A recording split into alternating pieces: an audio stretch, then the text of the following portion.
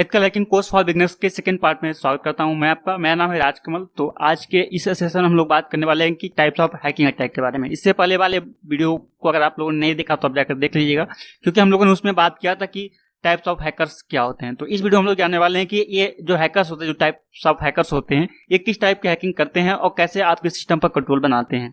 ठीक है, तो अब आपके दिमाग में ये पहला क्वेश्चन यही उठ रहा होगा कि अटैक क्या होता है, क्योंकि अटैक आपके नज़र में आप समझते हो कि अटैक का करने का मतलब है कि किसी मिसाइल को छोड़ देना या तो किसी पे मार देना। ठीक है, ये सब अटैक होता है, बट हैकिंग के क्षेत्र में ऐसा नहीं होता है। अगर आप किसी सिस्टम पर कंट्रोल बनाते हो तो उसके लिए आप जो वायरस बनाते हो, जो ट्रोजन बनाते हो, जिसकी मदद से उस सिस्टम पर कंट्रोल बनाते हो, तो जिस चीज का यूज करके या तो जिस आईपी का यूज करके, जिस पीडीएफ इमेज का यूज करके आपने उस पर विक्टिम पर अपना कंट्रोल बनाया है, उसको कहेंगे हम लोग अटैक। ठीक है, जिसके थ्रू हम लोग जा रहे हैं उसको कहेंगे अटैक। ठीक है, उसका एक नाम देते हैं जिसको कहते हैं अटैक।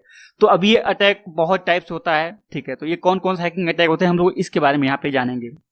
सबसे पहला जो हमारा एडवेयर।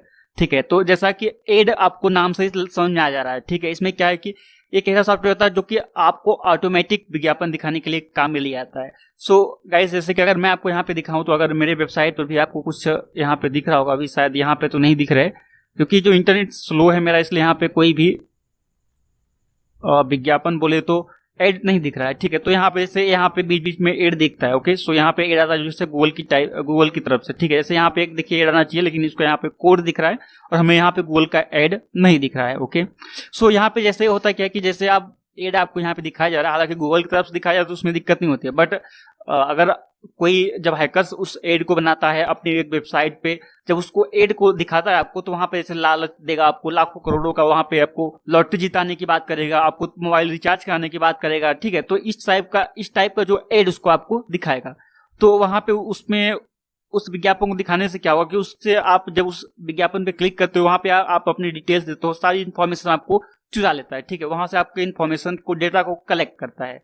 ओके, और एक हैकर्स के लिए इन्फॉर्मेशन गैदरिंग, जिसको हम लोग इन्फॉर्मेशन कलेक्ट करना, डेटा को कलेक्ट करना, ये बहुत बड़ी चीज होती है। ठीक है, तो इसका भी यूज हम लोग जानेंगे कि कैसे कोई हैकर्स उस डेटा का क्या करता है, कैसे उसको यूज करता है, ये सब भी हम लोग जानेंगे, तो हम लोग बाद में जानेंगे। ठीक है, अभी हम लोग अटैक के बारे में समझते हैं। ठीक है, ये होता है कुछ एडवर्ड अटैक, इसे हम लोग एडवर्ड अटैक करते हैं। ठीक है, अब बात करते हैं बैकडोर के बारे में। तो अब जैसे कि बैकडोर का मतलब कि बैक से एंट्री करना, बैकडोर मतलब बैक पीछे का दरवाजा। तो जैसे कि अगर यहाँ पे अगर मैं बात करूं तो अब देखिए, जैसे मैंने यहाँ पे लिखा हुआ बैकडोर एक ऐसा तरीका है जिसके द्वारा हम किसी सॉफ्टवेयर सिस्टम में हिडन एंट्री करते हैं। इस टेक्निक की मदद से हम लॉगिन एंड आईडी पासवर्ड को ब्रेक करते हैं। सो जैसे कि अगर अभी मेरे वेबसाइट पे जो कोर्स वाला पेज है, अभी यहाँ पे मैंने बनाया तो नहीं है कोर्स का। ठीक है, जैसे अभी मैंने कोर्स का तो आईडी पासवर्ड के लिए यहाँ पे नहीं, लॉगिन के लिए बनाया हुआ है, बट अभी मैं बहुत जल्द इस कोर्स पर भी लगा दूंगा। ठीक है, तो जब इस कोर्स पे जाओगे तो वहाँ पे लॉगिन आईडी और पासवर्ड जब आप लगाते हो वहाँ पे, तो अगर किसी को भी, अगर मेरे वेबसाइट पर अगर आप गए और वहाँ पे आपको लॉगिन और पासवर्ड को ब्रेक करना है। ठीक है, आपको उस लॉगिन और पासवर्ड को, अगर किसी ने आईडी पासवर्ड बना कर रखा है, अगर आप चाहते हो कि मैं उसके लॉगिन और पासवर्ड से मैं एंट्री करूँ, ठीक है, तो इसके लिए आपको बैकडोर एंट्री करनी पड़ती है। तो इसके लिए आपको बहुत सारे कोड करना पड़ता है। जैसे अगर मैं आपको यहाँ प्रैक्टिकल को दिखा देता हूँ, देखिए जैसे यहाँ पे मैं, ठीक है, मैं यहाँ पे एक पेज खोल लेता हूँ और चलिए इसी पेज पे हम लोग हैं और मैं यहाँ पे इंस्पेक्ट एलिमेंट पे क्लिक करता हूँ। सो अगर आप यहाँ पे देखोगे तो यहाँ पे बहुत सारे कोड आपको यहाँ पे दिख गए। ये सारे जो कोड है ये इसी पेज का कोड है। ठीक है, अगर मैं यहाँ पे इस पे क्लिक करूँ तो ये देखिए ये सारे कोड जो है इसी पेज के हैं।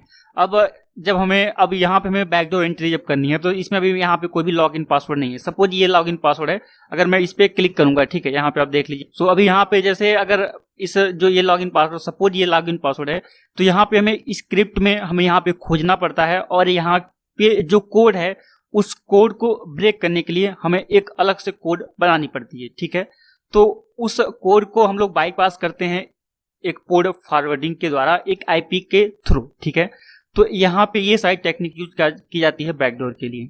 ठीक है, अब बात करते हैं इसके बारे में, हम लोग और भी जानेंगे। ठीक है, आगे जानेंगे, बट अभी यहाँ पे हम लोग इतना ही जानते हैं, ये होती है बैकडोर। अब बात करते हैं बोट। ठीक है, अब बोट क्या होती है? बोट मतलब रोबोट। बोट का मतलब है रोबोट, जिसे हम लोग शॉर्टकट में बोट बोलते हैं। ठीक है, तो यह एक ऐसा प्रोग्राम बेस्ड स्क्रिप्ट होता है जिसे हम लोग हैकिंग में यूज करते हैं। जैसे अगर आपको क्रैकिंग करनी हुई, जैसे कि अगर सपोज आप नेटफ्लिक्स का अकाउंट क्रैक करते हो, ठीक है, अगर आप जो ब्लैक हैट हैकर्स होते हैं, जो जब वो नेटफ्लिक्स या किसी भी अकाउंट को हैक या क्रैक करते हैं तो वहां पे उनको बहुत सारे बोट की आवश्यकता पड़ती है। जैसे बहुत सारे, जैसे ब्रूट फोर्स हुआ, तो ब्रूट फोर्स के लिए जो सॉफ्टवेयर टूल्स की यूज करते हैं हम लोग, उसको क्या करते हैं, वो भी एक प्रकार से बोट है, क्योंकि वो ऑटोमेटिक आपका लॉगिन पासवर्ड करता है, ठीक है, वो ऑटोमेटिक लॉगिन पासवर्ड करता है। अब ये ब्रूट फोर्स क्या होता है, अभी यहाँ पे जस्ट हम लोग इसके बारे में बात करने वाले हैं, ठीक है। तो ये बोट क्या होता है, ऑटोमेटिक आपके लॉगिन पासवर्ड को इंजेक्ट कराएगा और ऑटोमेटिक आपको बना कर भी देगा कि नहीं ये लॉगिन और ये पासवर्ड सक्सेसफुली हुआ, ये फेल्ड हुआ, ये सक्सेसफुली हुआ, ये फेल्ड हुआ, ठीक है, इस तरीके से ये बनाता है। ओके, सो अगर मैं आपको थोड़ा सा और समझाऊं बोट के बारे में, तो जैसे मैं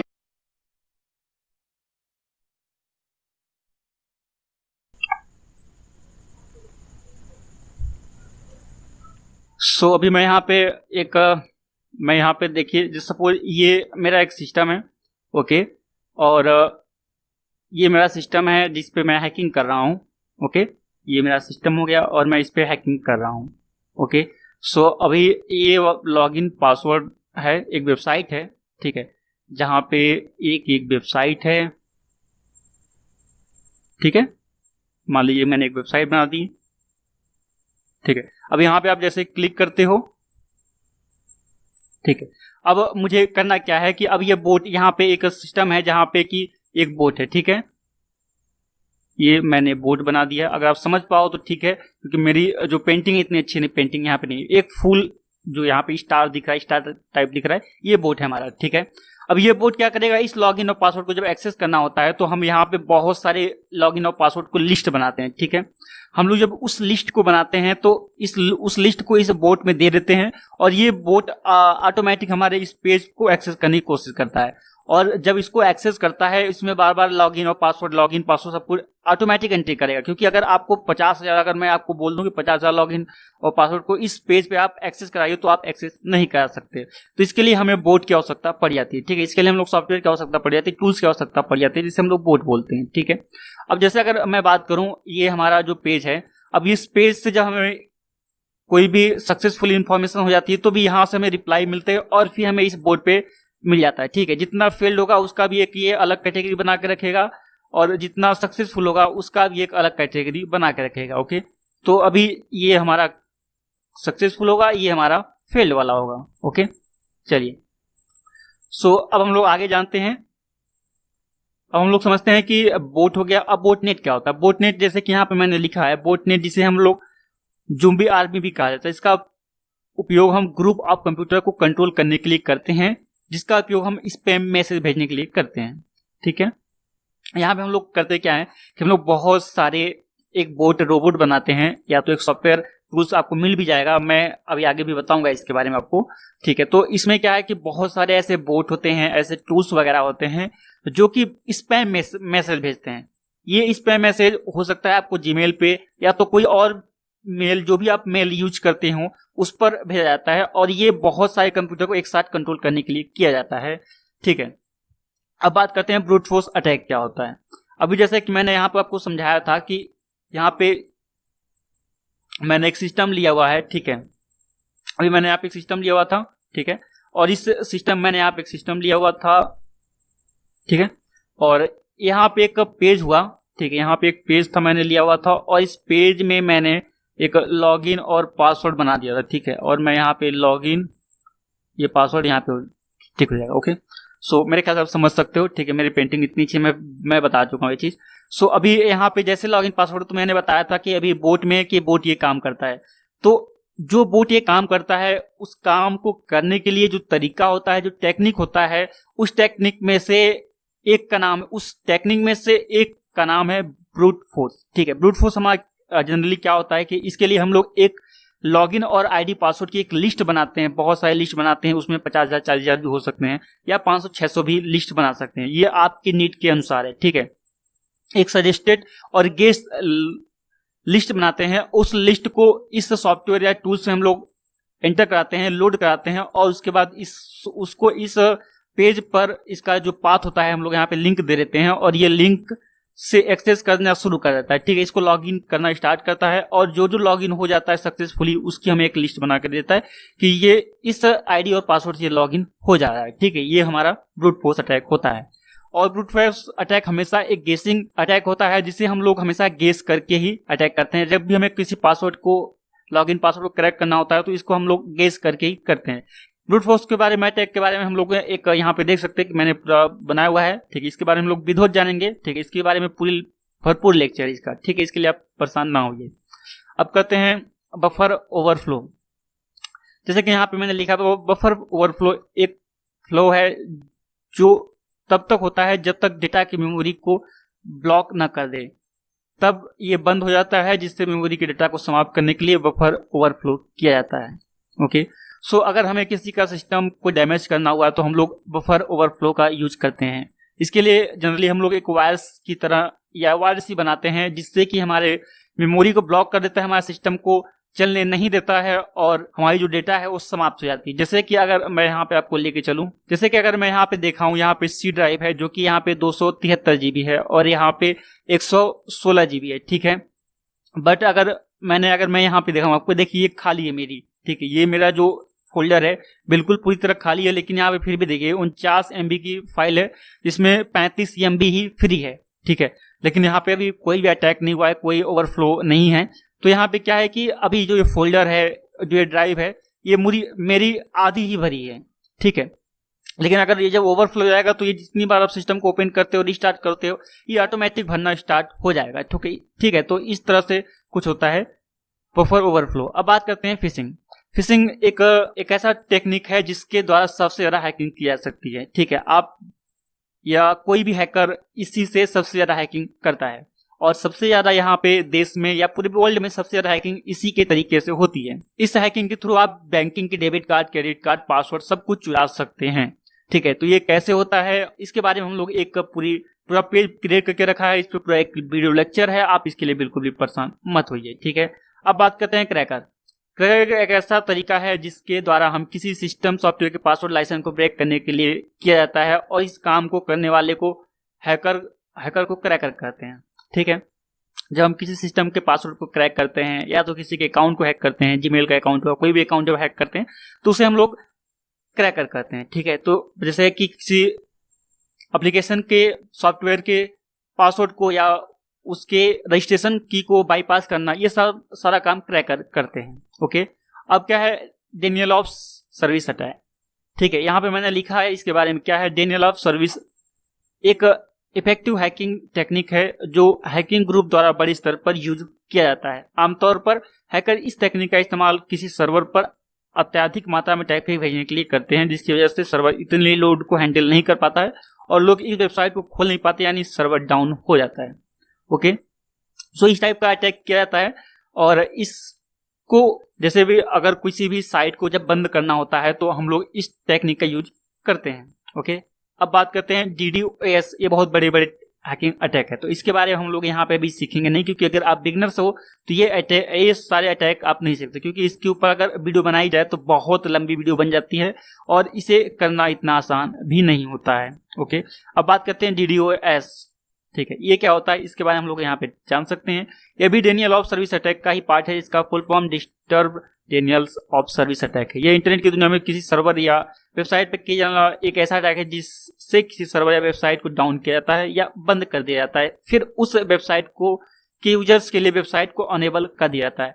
ऐसा होता है, लेकिन इसका भी एक तरीका होता है। फिर अगर ये वेबसाइट बंद हो जाती है, इसको अटैक के द्वारा बंद कर दिया जाता है, लेकिन फिर भी एक टेक्निक होती है जिसके द्वारा इसको ऑन किया जा सकता है, ओके। तो लेकिन यहाँ से इससे उस साइट को आसानी से आप ओपन नहीं कर पाते, ओके। तो ठीक है, मैं अभी यहाँ पे उस चीज के बारे में बात नहीं करूंगा।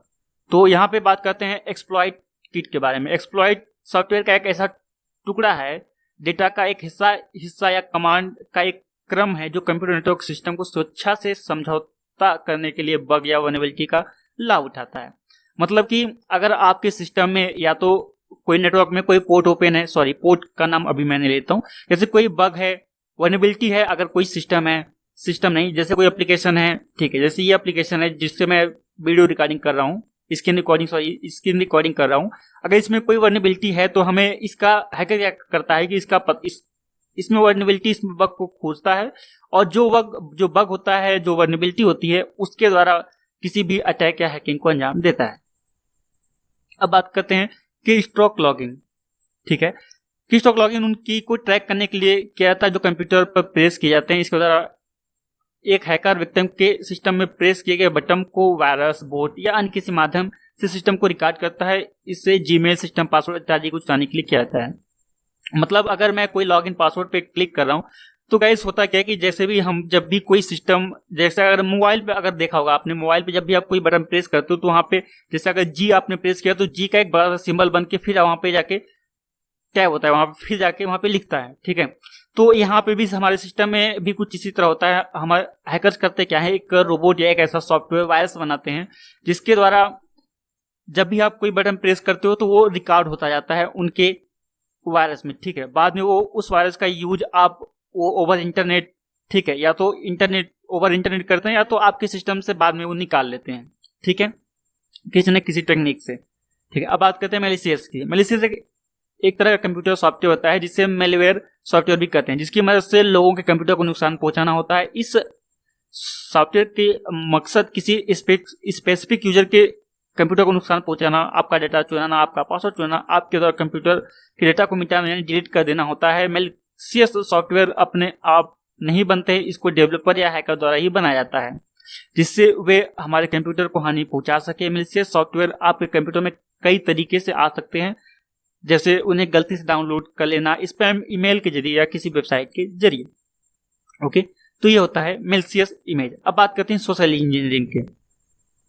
सोशल इंजीनियरिंग एक ऐसा कला है जिसमें लोगों को बहुत ही चालाकी से छल करने के लिए उनसे निजी जानकारी प्राप्त कर ली जाती है। सोशल इंजीनियरिंग का प्रयोग हैकर्स, वे लोग इस जाल हैकर करते हैं। ठीक है, वे लोग इस प्रकार जाल में फांस लेते हैं जिससे लोग उन पर विश्वास कर लेते हैं, फिर ट्रिक में फंसाकर सारी सूचना जैसे पासवर्ड, बैंक जानकारी, महत्वपूर्ण अलग ले सकते हैं। ठीक है, सोशल इंजीनियरिंग में पूरी तरह फिशिंग का यूज किया जाता है और ये एक फिशिंग अटैक भी है, फिशिंग अटैक है। ठीक है, तो सोशल इंजीनियरिंग का इसका यूज जो हम लोग इसके बारे में विधिवत जानेंगे, इसके लिए बहुत सारे सॉफ्टवेयर हैं, उन सारे सॉफ्टवेयर के बारे में हम लोग जानेंगे। सोशल इंजीनियरिंग का हम लोग पूरा भरपूर यूज सीखेंगे। ठीक है, इसको हम लोग बहुत ही प्रैक्टिकली जानने वाले हैं।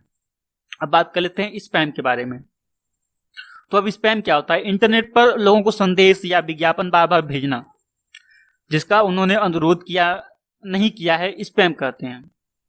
ठीक है, अर्थात अवांछित संदेश या विज्ञापन लोगों को भेजना स्पैम कहलाता है। अगर आपने जीमेल कभी यूज किया होगा, मेरे ख्याल से आप जीमेल यूज भी करते होंगे, क्योंकि सभी के पास आज के दिन में मुझे पता है कि गूगल का जीमेल जो है सभी के पास है। ठीक है, इस जीमेल में जब आप जाते हो तो वहां पे स्पैम का फोल्डर आपको दिखेगा। जब आप जीमेल पे क्लिक करते हो तो वहां पे जो स्पैम दिखेगा, वहां पे बहुत सारे स्पैम आए हुए होते हैं। ठीक है, तो इसीलिए वहां पे जो स्पैम आया होता है, उस किसी भी वेबसाइट पर अगर आपने एक्सेस नहीं किया या तो किसी और वेबसाइट पे अपनी बस डेटा को फिल कर दिया होता है, तो वहां से वो उस डेटा को उठाते हैं और स्पैम मेल को भेजना स्टार्ट करते हैं। ठीक है, तो अब बात करते हैं एसक्यूएल इंजेक्शन की बात। तो यहाँ पे एसक्यूएल इंजेक्शन क्या होता है, इसके बारे में लोग जान लेते हैं। एसक्यूएल इंजेक्शन बहुत अधिक इस्तेमाल की जाने वाली तकनीक है। इसका प्रयोग आपको डेटा ड्राइव एप्लीकेशन को हैक करने के लिए। एसक्यूएल इंजेक्शन अटैक में इनपुट फील्ड एड्रेस बार में वेबसाइट यूआरएल के अंत में मैलिशियस कोड डालना, इसका इस्तेमाल करके आप किसी वेबसाइट के डेटाबेस में प्रवेश करके डेटा को डिलीट, मॉडिफाई या चुरा सकते हैं। सो अभी मैंने इसके बारे में हम लोग बात करेंगे और भी आगे, लेकिन अभी यहाँ पे मैं आपको समझा देता हूँ कि एसक्यूएल इंजेक्शन होता क्या है गाइस। सो गाइस यहाँ पे अगर हम लोग समझे तो जैसे अगर कोई वेबसाइट है, उस वेबसाइट पे अगर आप गए, ठीक है, अगर आप उस वेबसाइट पे जाते हो, बहुत सारे वेबसाइट पे अगर मैंने आप देखे होंगे तो वहां पे क्रेडिट कार्ड, डेबिट कार्ड, सारा कुछ वहां पे डिटेल्स दिया जाता है। तो यार कभी आपने सोचा कि जब यहाँ आप डिटेल्स अपना देते हो, नाम, पता, मोबाइल नंबर, फोन नंबर, ठीक है, और डेबिट कार्ड, क्रेडिट कार्ड, सारे कुछ डिटेल्स जब आप वहां पे फिल कर देते हो ना, तो वहां पे कभी सोचा कि वो सारा सेव तो कहीं ना कहीं तो होता होगा। क्योंकि कभी कभी जैसे अगर आप पेटीएम का यूज कर रहे हो तो पेटीएम में आप देखोगे अगर डेबिट कार्ड, क्रेडिट कार्ड आपने वहां पे एक बार एंटर कर दिया तो उसमें सेव हो जाता है उनके डेटाबेस में। तो जब ये सेव हो जाता है, जब भी आप दोबारा एंटर करने जाते हो तो दिखा देता है कि ठीक है आपने ऑलरेडी इसको ऐड करके रखा हुआ है, ऑलरेडी इस नंबर से है। ठीक है, तो यार ये सारा डिटेल्स तो कहीं ना कहीं तो सेव तो होता है। ठीक है, तो ये जो हैकर्स होते हैं उनके डेटाबेस पर अटैक करते हैं। जो अटैक करते हैं उस अटैक को एसक्यूएल इंजेक्शन कहते हैं। ठीक है, जिस टाइप का अटैक करते हैं, एसक्यूएल इंजेक्शन को इंजेक्ट करके ही किसी भी डेटाबेस को, किसी भी वेबसाइट के डेटाबेस को चुराया जा सकता है। ओके, अब इसमें बहुत लोगों के दिमाग में भी क्वेश्चन उठ रहा होगा, यार जो डेबिट कार्ड क्रेडिट कार्ड होता है उससे अगर उसमें तो ओटीपी की जरूरत पड़ती है तो वो हमारे डेटाबेस को चुरा कर क्या फायदा, क्या उसको होता है। ठीक है, इस पे मैं आगे बताऊंगा इसके बारे में। ठीक है, जब आप यहाँ पे पढ़ोगे फाइनल कोर्स हैकिंग के बारे में तो यहाँ पे मैं सब कुछ बता दूंगा। ठीक है, यहाँ पे मैं आपको बताऊंगा और अंत में जितने लोगों का कमेंट आया होगा, जितने लोगों का कुछ भी क्वेश्चन किए रहेंगे यहाँ पे, उन सारे क्वेश्चन के मैं जवाब भी देने वाला हूँ। ओके, तो हो सके तो आप यहाँ पे कमेंट करते रहिएगा अपना नाम और ईमेल आईडी, और अगर आपके पास वेबसाइट हो तो लिखिएगा, वरना आप इसको वेबसाइट में आप कुछ भी छोड़ दीजिएगा, या तो इसकी जगह आप अपना जीमेल भी दे सकते हैं। ओके, सो अब बात करते हैं क्रॉस साइट स्क्रिप्टिंग के बारे में। क्रॉस साइट स्क्रिप्टिंग में वेबसाइट वल्नरेबिलिटी का फायदा उठाकर उस वेबसाइट को हैक किया जाता है। इससे एक्सएसएस अटैक भी कहा जाता है। यह अटैक इतना कारगर होता है कि कुछ साल पहले बड़ी विश्वसनीय networking website Facebook, Twitter, YouTube भी इसका शिकार हुए हैं। एक सर्वे में यह पाया गया कि विश्व की 68% वेबसाइट एक्सएस अटैक का शिकार हो सकती हैं। यह अटैक आमतौर पर उन वेबसाइट पर किया जाता है जो यूजर से अनसेनिटाइज डेटा प्राप्त करती हैं। ओके, सो यहाँ पे इसका जो यूज है ये बिल्कुल काफी हाई लेवल की हैकिंग है। तो यहाँ पे हम लोग अभी इसको बिगनर्स हैं तो आप यहाँ पे हम लोग इस चीज को नहीं सीख पा सकते हैं। ठीक है, अब बात करते हैं कंप्यूटर वायरस के बारे में। तो अब कंप्यूटर वायरस क्या होता है? तो कंप्यूटर वायरस एक मैलिशियस सॉफ्टवेयर प्रोग्राम है जो कंप्यूटर संचालन तरीके को बदलने और उन्हें नुकसान पहुंचाने के लिए डिजाइन किया जाता है। यह कंप्यूटर वायरस अपने कोड को कंप्यूटर में निष्पादित करने के लिए किसी के डॉक्यूमेंट्स अथवा कंप्यूटर प्रोग्राम के साथ अटैच होकर संचालित होता है। धीरे धीरे आपके कंप्यूटर में फैलता है। एक कंप्यूटर वायरस में अप्रत्याशित हानिकारक प्रभाव पैदा करने की क्षमता हो सकती है। सो दोस्तों, इसका मतलब क्या है कि जैसे अगर आप कंप्यूटर एक तरह का सॉफ्टवेयर होता है जिसे किसी दूसरे सॉफ्टवेयर के साथ भी कंबाइन किया गया हो सकता है। ठीक है, वायरस को कभी भी किसी भी दूसरे सॉफ्टवेयर के साथ कंबाइन किया जा सकता है। अगर आप लोगों ने सुना होगा, आप लोगों ने वीडियो देखा होगा, तो अधिकतम लोगों का यही मानना है, लोग यही बताते हैं आपको कि आप क्रैकिंग जो क्रैक की हुई होती है उस सॉफ्टवेयर का यूज ना करें, पायरेटेड विंडोज का यूज ना करें। ऐसा क्यों करते हैं? क्योंकि उसके साथ वायरस अटैच हो सकता है। ठीक है, उसके साथ वायरस अटैच होता है, और जो ये वायरस होते हैं ये ऐसा नहीं कि आपके सिस्टम को जाम कर दें या तो आपके सिस्टम को बंद कर दें। ये सारे वायरस का ऐसा काम नहीं होता है, या तो आपके डेटा को नुकसान पहुंचाना, ऐसा उनका कुछ वायरस ऐसा भी करते हैं, लेकिन सारे वायरस का ऐसा काम नहीं होता। हो सकता है वो वायरस किस लिए बनाया गया, किस मकसद से बनाया गया, ये वायरस बनाने वाले के ऊपर डिपेंड करता है। ये हैकर के ऊपर डिपेंड करता है कि उसने किस टाइप से इसको बनाया है, किस यूज के लिए बनाया है। ओके, अगर उसे आपके इन्फॉर्मेशन को चुरानी है, आप क्या देखते हो, क्या करते हो, सिंपली कौन कौन सा ब्राउजिंग करते हो, तो वो वायरस उस हिसाब से डिजाइन किया गया होता है। अगर आपको आपके पूरे सिस्टम को एक्सेस करना हो, कि अगर आपके सिस्टम को जब भी वो चाहे आपके सिस्टम को वायरस के थ्रू ही वो आपके सिस्टम को बंद कर दे, शट डाउन कर दे, कोई भी पेज खोल दे, कुछ भी ओपन कर दे, ठीक है, तो ये सारा काम जो होता है वायरस के थ्रू होता है। ठीक, तो वायरस का कुछ इस तरह से काम होता है। सो आज का ये वीडियो हम लोग इसी जगह खत्म करते हैं। तो टाइप्स ऑफ हैकिंग अटैक ये आज के इस वीडियो में खत्म हो चुका है। सो अब हम लोग जो शुरू करने वाले हैं, हम लोग इसके बाद हम लोग शुरू करेंगे नेटवर्किंग के बारे में। यहाँ पे हम लोग नेटवर्किंग के छोटे से चीजों को जानेंगे, लेकिन उससे पहले मैं आपको यही बताना चाहूंगा, यहाँ पे अगर नेटवर्किंग का एक कोर्स है, मैंने यहाँ पे डिजाइन करके रखा हुआ है। ठीक है, आप कोर्स वाले पेज पे चले जाएगा। जैसे कोर्स वाले पेज पे जाओगे तो यहाँ पे आपको दिखेगा basic networking for ethical hacking के, यहाँ पे मैंने बनाया हुआ है। ठीक है, सो जैसे आप यहाँ पे क्लिक करोगे तो यहाँ पे आपको ये कोर्स आपको मिल जाएगा। ठीक है, यहाँ पे मैंने पूरा वीडियो बना के रखा हुआ है, क्योंकि अगर जब आप हैकिंग करते हो तो वहाँ पे हमें नेटवर्किंग की बहुत ज्यादा जरूरत पड़ती है। तो नेटवर्किंग में आईपी क्या होती है, कैसे किसी चीज को डिफाइन करते हैं, कैसे सारा सिस्टम जो होता है, जो लगाया जाता है, सारा सिस्टम किसी कंपनी में कैसे सिस्टम को मैनेज किया जाता है, कैसे सर्वर को मैनेज किया जाता है। ठीक है, तो ये सब सारे सर्वर और नेटवर्किंग और सिस्टम को जोड़ना, ये सारा काम नेटवर्किंग के अंतर्गत आता है। तो यहाँ पे 2-3 लेक्चर जो है मैंने यहाँ पे आपको 1, 2, 3 यहाँ पे 3 लेक्चर जो है कि मैंने यहाँ पे इस पे दिया हुआ है। ठीक है, आप चाहे तो इन तीनों को भी मैं कहूंगा कि आप एक बार पहले से पढ़ लीजिएगा, और हो सके तो इस जो कोर्स में जो आपको ये वाली दिख रही है वेबसाइट, ठीक है, इस पे आप चले जाइएगा। कोर्स पे क्लिक करने के बाद मैंने अभी आपको दिखाया, ठीक है, इस पे क्लिक करने के बाद इस वीडियो को पूरा देख लीजिएगा, और मैंने यहाँ पे इसका पीडीएफ भी दे रखा हो, तो हो सके तो आप इस जैसे इमेज पे क्लिक करोगे तो ये पीडीएफ डाउनलोड हो जाएगा। ठीक है, आप इस वीडियो को भी डाउनलोड कर लीजिएगा और यहाँ से सारा कुछ आप इसको पढ़ भी सकते हैं। ओके, सो आज के वीडियो के लिए बस इतना ही। सो अब मिलते हैं नेक्स्ट वीडियो में। So thank you for watching this video. जय हिंद, जय भारत।